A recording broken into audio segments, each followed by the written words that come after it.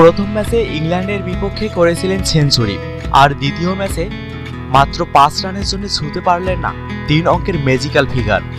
কিন্তু তাতে কি, ব্যাটিং ব্যর্থতার এদিনেও ক্রিকেট অনুরাগীদের মনে আলো ছড়াচ্ছেন দেশসেরা ওপেনার তামিম ইকবাল। প্রথম ইনিংস বিরতির পর ভারতীয় ধারাভাষ্যকার সঞ্জয় মাঞ্জরেকরও করেছেন এই টাইগার ওপেনারের প্রশংসা। স্কাই স্পোর্টস এর অ্যানালাইসিস অনুষ্ঠানে তামিমকে নিয়ে তিনি জানিয়েছেন, তামিমকে রান করতে দেখে ভালো লেগেছে, তাকে বিশ্বমানের ওপেনার মনে হয়েছে এবার। খুব বেশি বাংলাদেশি ব্যাটসম্যান সম্পর্কে আপনি এমন প্রশংসা করবেন না, বিশেষ করে বিদেশের কন্ডিশনে এসে এই মানের ক্রিকেট খেলা বিশেষ কিছু। সাথে আরও যোগ করেন, প্রস্তুতি ম্যাচে পাকিস্তানের বিপক্ষে সেঞ্চুরির পর ইংল্যান্ডের বিপক্ষে সেঞ্চুরি, আর এখন অস্ট্রেলিয়ার বিপক্ষে 95 রান। তামিমকে দেখে বিশ্বমানের ব্যাটসম্যান মনে হয়েছে। তবে তামিম ইকবাল ছাড়াও সঞ্জয় মাঞ্জরেকরের নজর কেড়েছেন সাদা পোশাকের অধিনায়ক মুশফিকুর রহিম ও সাব্বির রহমান।